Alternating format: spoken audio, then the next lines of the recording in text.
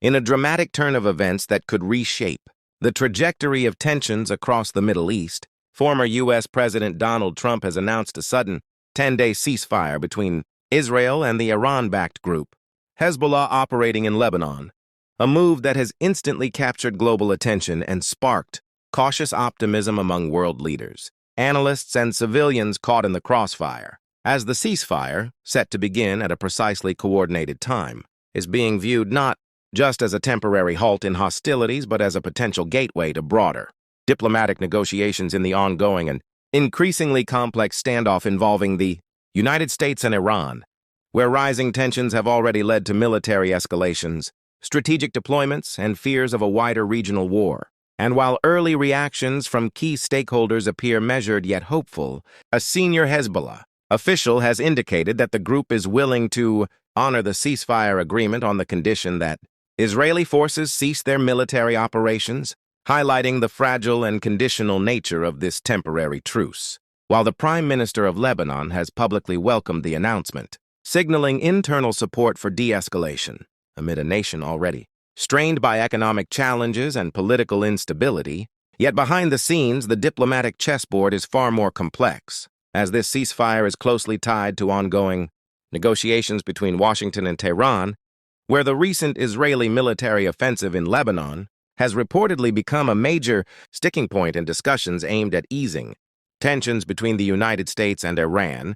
adding another layer of urgency to diplomatic efforts. And in a surprising development that underscores the global stakes involved, Pakistan has emerged as a potential venue for continued dialogue, following a high-level meeting between Pakistan's army chief and Iranian officials in Tehran, suggesting that Islamabad may play a critical mediating role in shaping the next phase of negotiations, a move that reflects shifting geopolitical dynamics and the increasing involvement of regional powers in conflict resolution. While the White House has cautiously expressed optimism, hinting that a second round of talks could soon take place, possibly on Pakistani soil, further reinforcing the importance of back-channel diplomacy in preventing escalation. However, even as diplomatic signals point toward de-escalation, the military reality on the ground tells a more tense and uncertain story, as officials from the Pentagon have confirmed that U.S. forces stationed across the Middle East are actively rearming and maintaining a high level of readiness, prepared to resume combat operations at a moment's notice should negotiations collapse, a statement that serves as a stark reminder that while diplomacy is underway, the threat of renewed conflict remains very real. And perhaps most concerning is the intensification of the U.S. naval blockade targeting Iranian ports, where the chairman of the Joint Chiefs of Staff has issued a clear warning that American forces may use direct military force against any vessels attempting to bypass the blockade,